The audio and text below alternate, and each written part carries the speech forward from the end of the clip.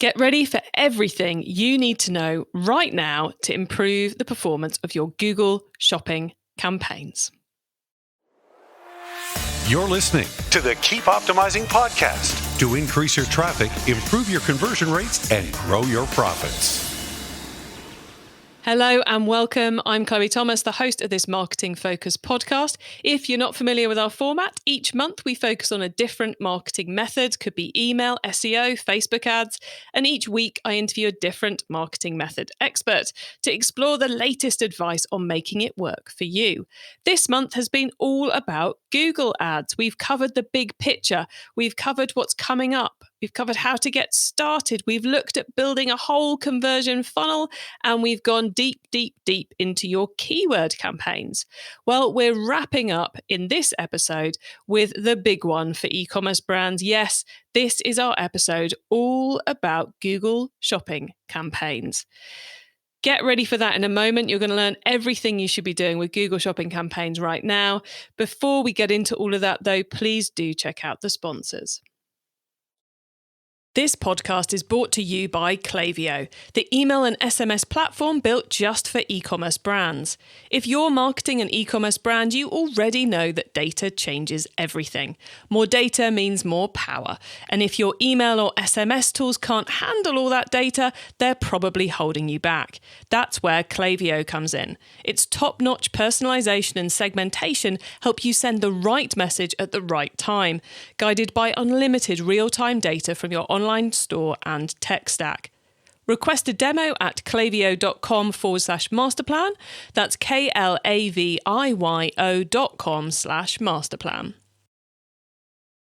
Today, I'm chatting with Google Ads expert Becky Hopkin. Becky runs my favourite Google Ads agency, Digital Gearbox.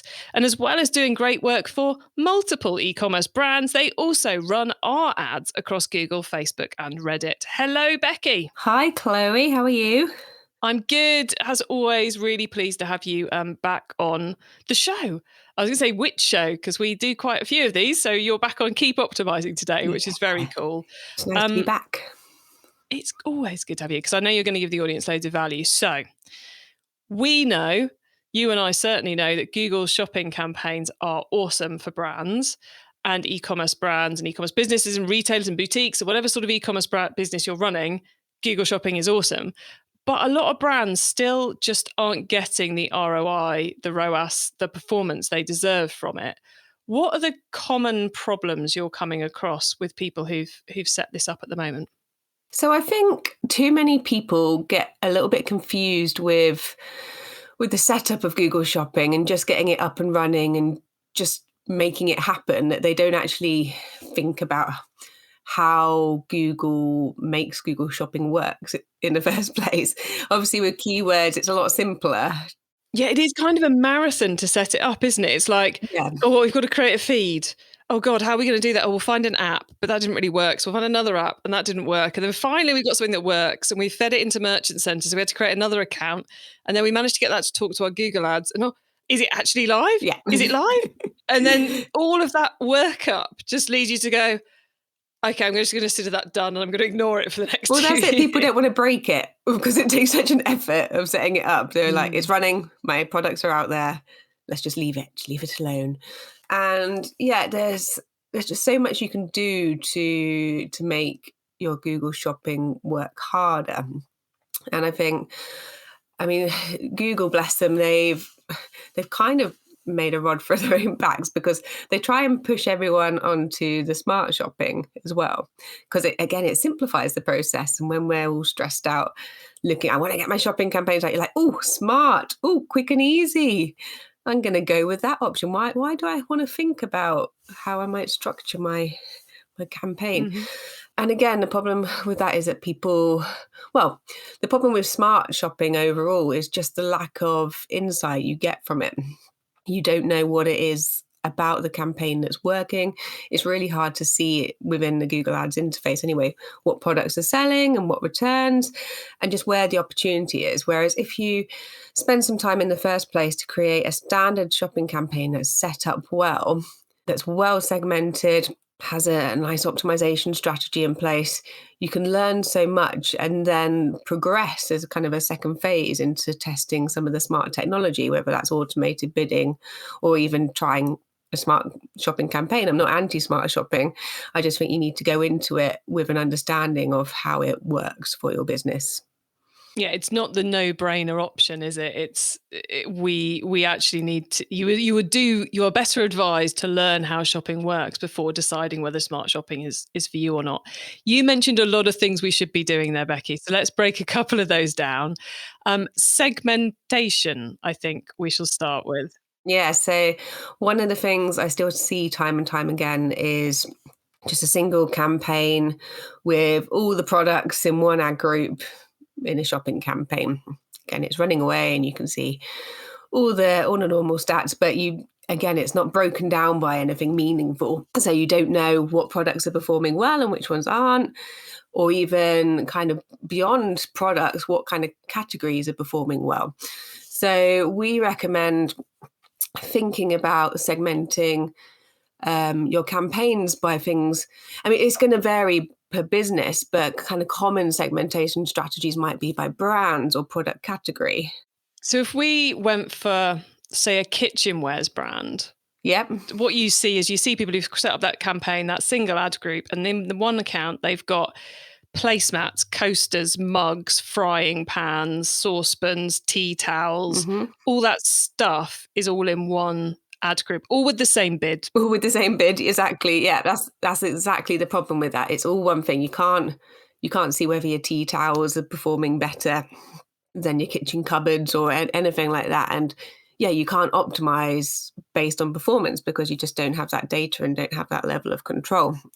Yeah, all the attributes, well, most of the attributes in the feed you can create segmentation rules by.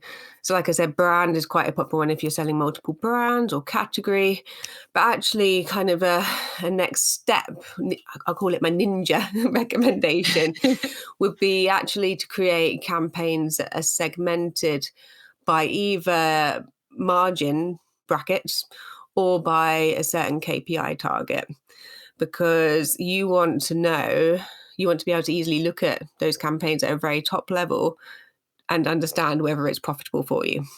So to go back to our kitchenware piece, we can either go for segmentation by one ad group with all the mugs in, one ad group with all the placemats in, one ad group with, I was going to say knives. I'm not sure you can sell knives via Google. So I'll go with tea towels. We'll go back to tea towels. So you could have tea towels, placemats and mugs. And then you could do, I don't know, Le Creuset as a brand attack. You could do, she's struggling to think of a tea towel brand. You could do maybe Pantone in the world of mugs, for example, and you could do Wedgwood. So you've got the brands or you've got the categories. And then if we've got an amazing margin deal on our Pantone mugs, then we might separate them off to take advantage of our margin. Whereas if our tea towel margin is appalling, we'd want to manage that differently because it's got different KPIs. Yeah, pretty much. So, I mean, it really depends on how many SKUs you have and how kind of your products are broken down as to the different ways you can slice and dice it. But yeah, what kind of the way we approach it is that you want to, let's say you've got a segment of products that you can spend up to 20% of your costs to get sales for, whereas you've got another range where you're only going to be profitable if you're selling at 5%.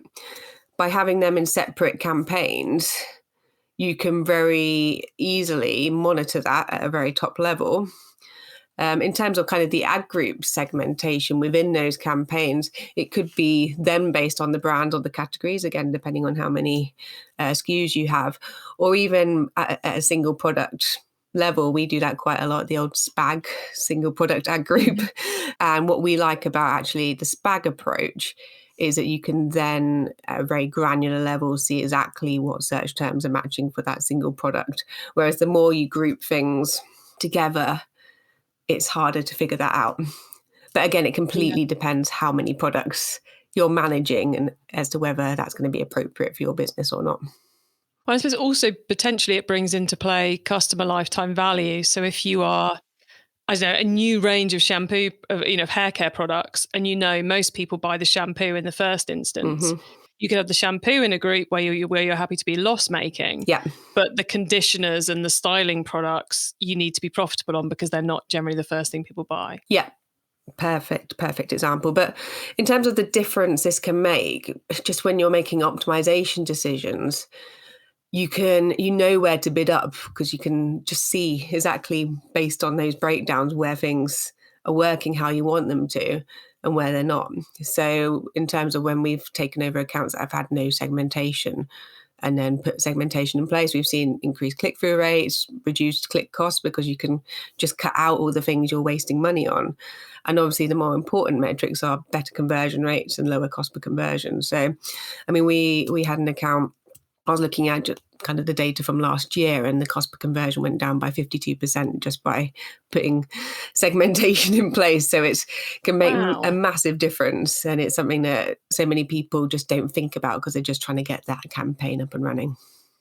So the segmentation is the first thing we need to make sure we've done. And what I'm taking from what you've been saying is there's a lot of ways we could do it, but to start off with the most logical way, probably on day one. Yeah. And then if you need to change it further down the line, you can, but go with the most logical and you're probably going to see some benefit, even if it turns out not to be the perfect one over the next couple of years of testing. Yeah, absolutely. I mean, we set up structures to begin with and we learn from them. And then we might decide actually when we're going through the search terms, it would be better grouped in another way because we're seeing a lot of people using color terms, for example. And we're like, actually, should we put all the red products in a campaign together so we can better optimize for that? So be led by your data, but yeah, from a kind of initial starting point, what's going to make the most sense for your business, and is there a big differentiating factor between different products and how you're expecting them to perform?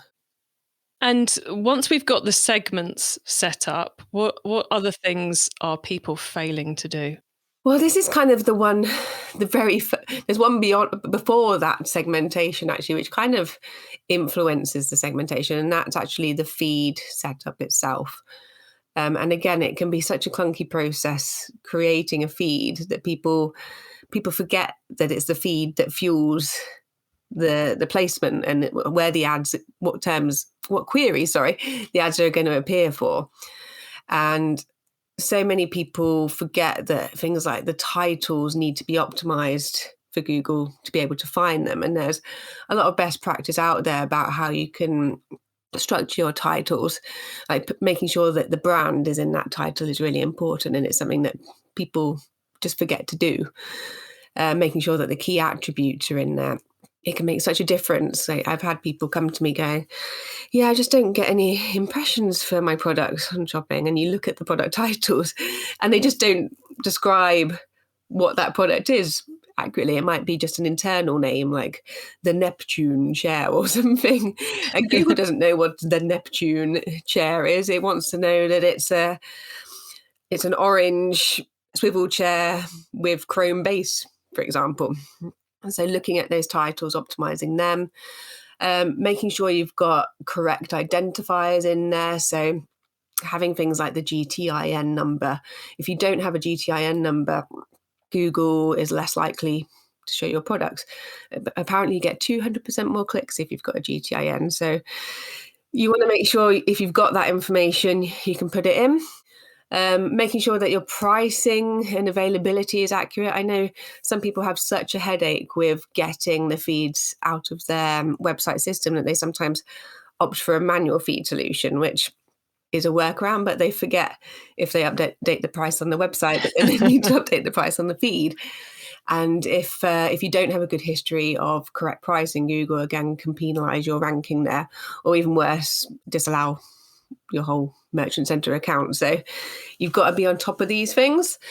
I've had people as well where they have solutions in place, plugins or what have you, where the product IDs change regularly as well on in the feeds. And that means when you actually set up the segmentation, especially if you're doing single product ad groups like we do, you do it based on the product ID. And if that changes, it then ruins the whole structure and your ads stop appearing because you're telling Google to show an ad for a product that no longer exists on your system. So you've got to understand how the product ID is being created and make sure it's not going to be changing if you're going to be updating things on the website.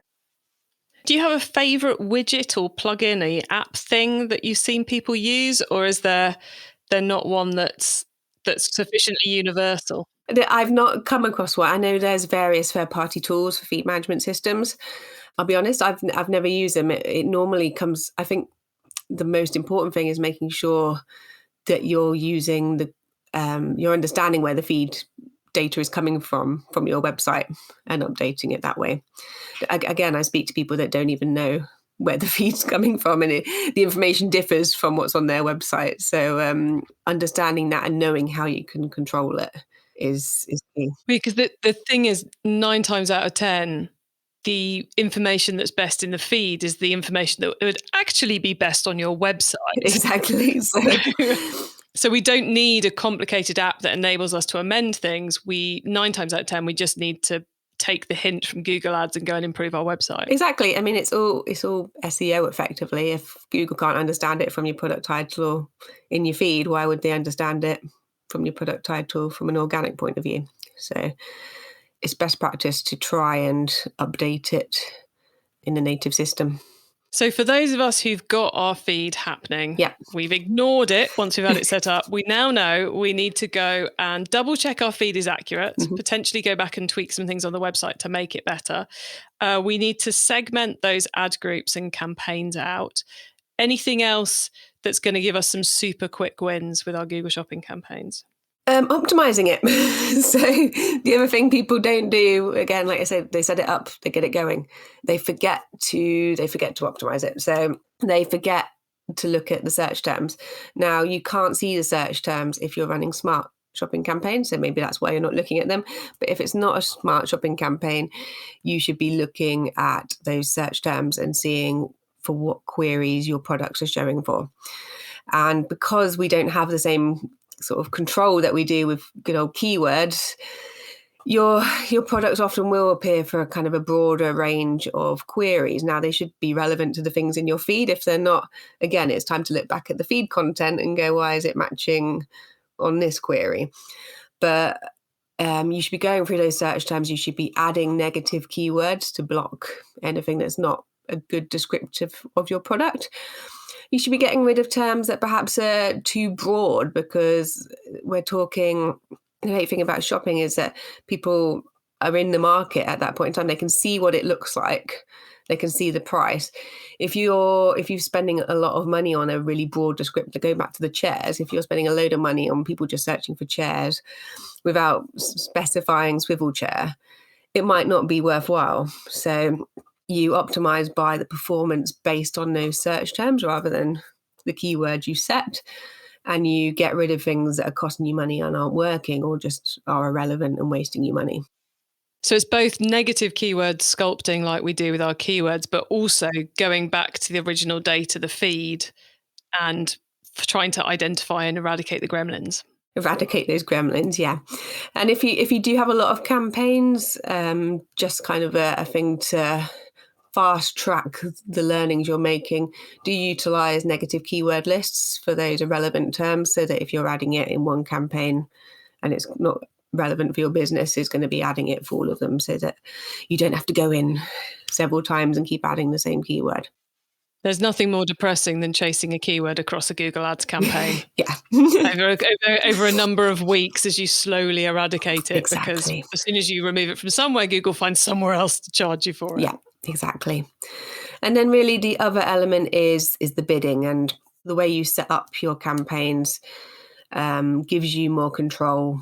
As long as you applied the segmentation I've said, it gives you more control to move those bids up and down based on performance. But I would say once you've got a good idea of how your campaign's performing, and as long as you've got conversion tracking and a good amount of sales data that you've fed Google with, that's when you want to start looking at testing some automated bidding and how that can work for your campaigns. So the automated bidding can be a good opportunity with Google Shopping. Absolutely. So like I said, I'm not against automation. The benefit of Google's automated bidding strategies is that they can make adjustments based on data that we simply don't have access to.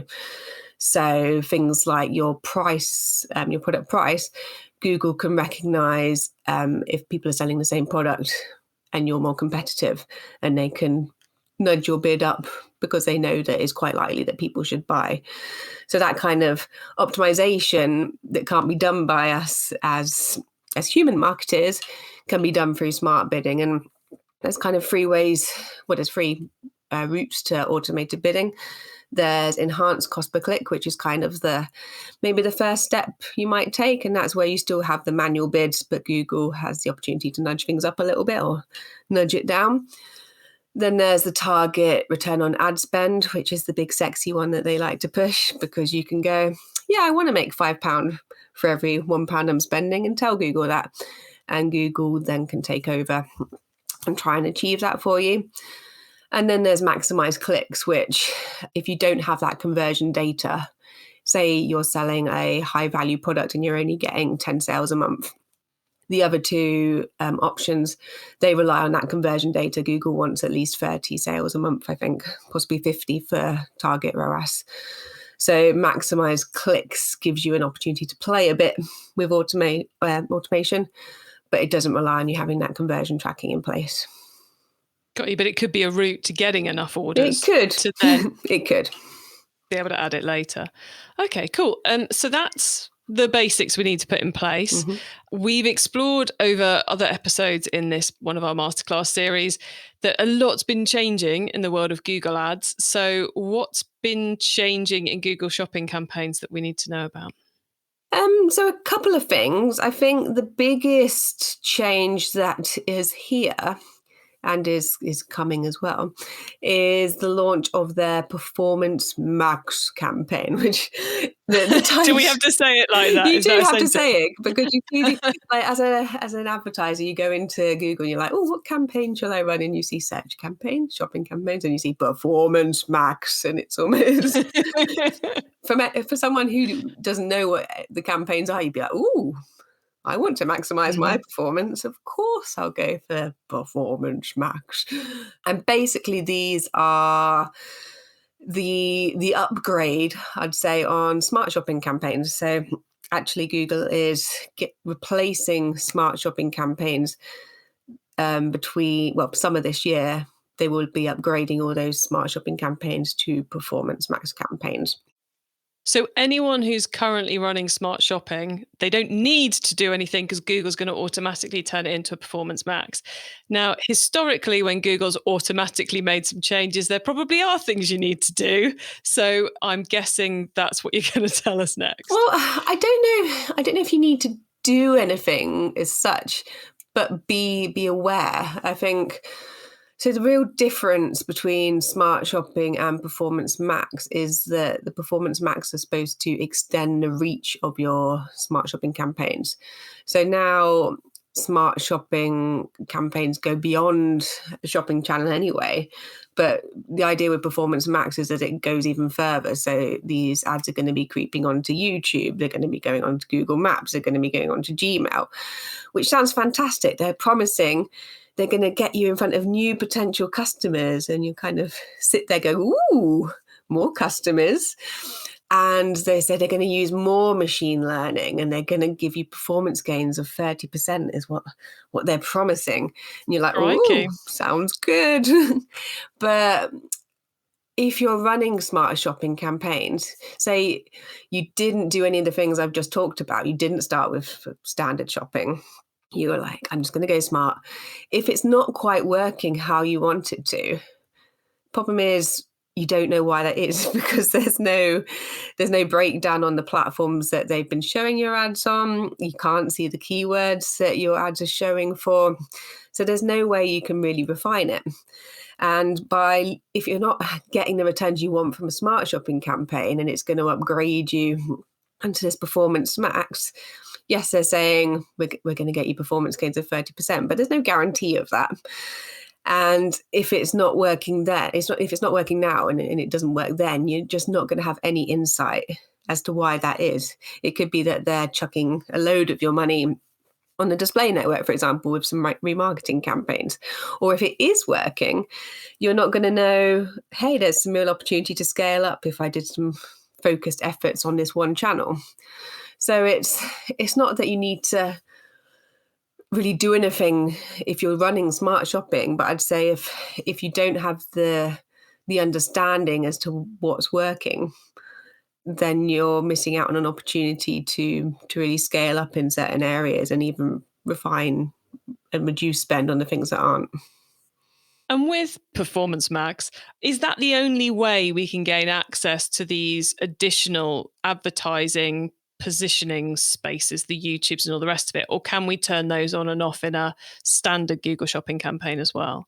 So you can't turn all the channels on. I know some of them you can, so you can extend onto certainly YouTube.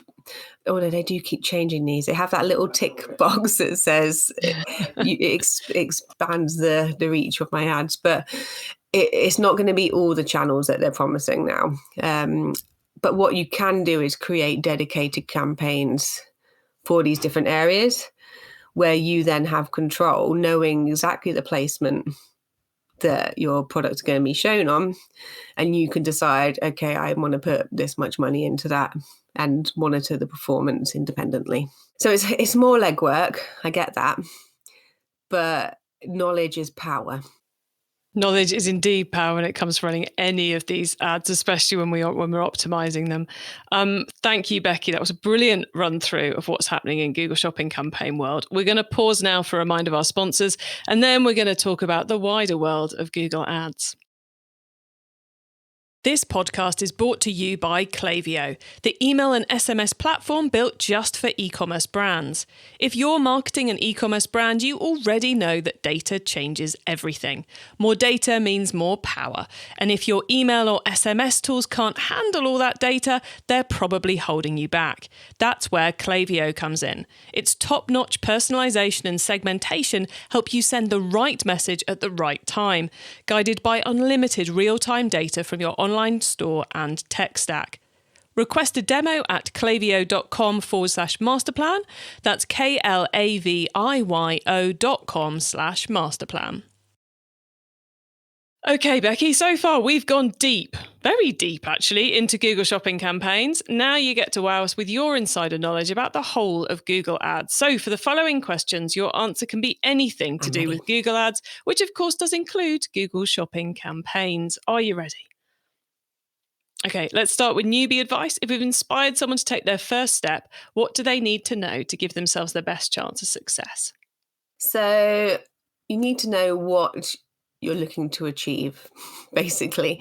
Again, so many people kind of go on going, I'll just see if it gets me any sales. But ideally, how many sales are you looking to achieve? What is your max cost per sale or your target ROAS? What is going to make this a viable channel for you to continue? Because if you don't know those numbers, you're not going to know exactly how much you need to put into the campaign to test whether it is viable for you. I think too many people are scared and go, I'll just put £50 in and see if I get any sales, which probably won't be enough money, and it hasn't got any benchmarks or targets in place to know if it's successful. So define what you're looking to achieve, make sure you've set up the tracking to track that. And also, I think, especially for shopping, you need to really understand what the marketplace looks like on the platform. So Google the products that you have. Is anyone else advertising them? What are they saying? How are you priced? Because if you're selling something that everyone else is selling, but they're selling for cheaper, you've got to make it clear from your image potentially and your description of that product on shopping as to why they might want to pay that extra money, which is a real challenge. And if there is such a big discrepancy, it's going to be hard to do that, then shopping might not be the best channel for you. It might be search. So yeah, a little bit of competitor research and clear goals. Yeah, I love those too. And I think the second one in particular, going and having a look on the actual search engine results page, is something so many people get so obsessed with the back end of Google and they forget to ever look at the front Yeah. end. And it's a mine of useful information for both Google Ads and SEO. Once you've started, of course, you've got to keep optimizing. Never more true words than with Google Ads. So what's your favorite way to improve performance? So I've talked about a few of them already. So obviously looking through the search terms, but really it's data-driven led analysis. So there's so much data you can pull out and look at, but make sure you're focusing on the key metrics, the ones that actually mean something. So you can get way too hung up on things like click-through rates. Yes, they matter, but actually if you are going for sales and you're going for profitable sales, you want to be making optimization decisions based on whether it's profitable for you. And yes, you got to factor in things like customer lifetime value and that kind of thing. But make sure you're not just keeping things running just because you think it should work. Let the data tell you if it is working and optimize accordingly. So don't be afraid to turn things off that are just sucking your money away and put it into the things that do work. Simple as that, everyone. Simple as that. The answer is in the data. If someone listening wants to learn more about Google Ads, is there one cheap or free resource you would recommend? I'm going to name two. Google's own help resources, I think, are always a great place to start. Yes, they have their own agenda they want you to spend, and they will push you towards automation. But for things like feed optimization, they've got a really fantastic, really detailed guide to how you should be optimizing your feed that no one seems to pay attention to. So Google's own help resources. And then for general Google advice, I'm going to shout out to my own podcast, the PPC Burrito, where we talk about all kinds of fun PPC topics. Excellent. Yes, great podcast on the topic of PPC, the PPC Burrito. Okay, finally, Becky, it is crystal ball time. What's coming up in the next 6 to 12 months that we should be getting ready for? Well, I'd be amiss not to mention the cookieless future, or cookie-mageddon, as some people are talking about. So obviously Google is still working that out, and they're adding lots of new features and talking about how they're trying to deal with that. So things like enhanced conversions that is appearing in a number of our accounts that they're suggesting people set up, and things like topic targeting changing on display ads. There's so much happening there, and it keeps changing. So I can't really pinpoint exactly one thing, but it's just something that everyone needs to keep their ear to the ground and keep learning. Obviously, we went through it with Facebook and iOS 14 last year, and we're still feeling some of the consequence of that change last year. So it is a journey, a frustrating one for marketers who love data like me, but one that we will all get through together. It does feel like we've got a little bit more time and information to get used to the Google set of changes than we did to the Apple forced on Facebook set of changes. Yeah. Which is good news, everyone, honestly. It may not feel like it, but it is good news. Becky, we are very nearly at the end of the show. So could you please let the listeners know where they can find you and your business? Sure. So you can find my business, Digital Gearbox, at www.digitalgearbox.co.uk. We're also on all the socials at Digital Gearbox. And if anyone's looking to talk to me personally, you'll find me at Becky Hopkin on most social platforms. Excellent. Thank you, Becky. It's been great getting a reminder of what's going on in the world of Google shopping campaigns. And I can't imagine we haven't, but I hope we've got several retailers to up their game on Google shopping today. So thank you for being here. Fingers crossed. Thank you, Chloe. So lots of things there to improve your Google shopping campaigns, whether you are, already fully segmented, running the SPAGs, doing the keyword sculpting, there's still stuff in there for you to do to take it up a level. And if you are one of the people who has just got as far as getting the feed integrated and then gone, that'll do, I'm going to ignore it for a while, please do take Becky's advice. Go back in, do the keyword sculpting, look at those search query reports, add your negatives, look at your feed, how can you improve it, do the segmentation of your ad groups and your products, and look at what bidding strategies you're running. It will make a big difference to your return on investment. And it may even, it will help you spend your budget better, and it may bring you more sales as well as better ROI. So well worth taking those steps. They're not as difficult as they seem. And if you've got questions about any of it, come and join us in the webinar.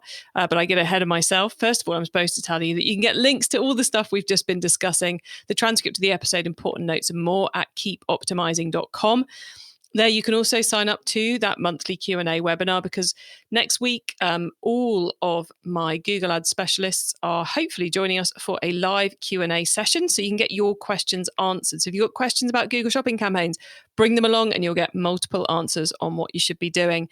So to do that, just head to keepoptimizing.com, go to the webinar tab, and there you can sign up and find out when it's all happening.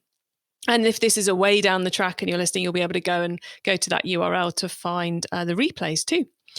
Thank you so much for tuning into this episode of the Keep Optimizing podcast. If you were a bit questionable about that GTIN bit that Becky mentioned, the GTINs, we did an episode where we talked a lot about those. Episode 57 in our marketplaces group, the 5 things you must get right for a successful launch, includes quite a bit about GTINs with a very knowledgeable GTIN guest. So go back and have a listen to that one if you're going, GTINs, what do I do with GTINs? Our whole set of episodes about Google Ads is now live, so please do have a listen to all of them, because they work really well together to give you a real masterclass of what's relevant to improve Google Ads performance right now. And make sure you tune in next Wednesday when we're going to start our next series of shows, our next mini masterclass, which is all about email marketing. So make sure you're subscribed to us in whatever podcast app you're listening on, or follow us there if that's the wording they use, and make sure you're on our email list as well. And if you know someone who's particularly interested in Google Ads or email marketing at the moment, please let them know that that's what we're currently covering, because the show exists to help all of us improve our marketing. Have a great week, and make sure you listen to the next episode so I can help you to keep optimizing your marketing. Access everything Keep Optimizing at keepoptimizing.com. That's with an S, not a Z.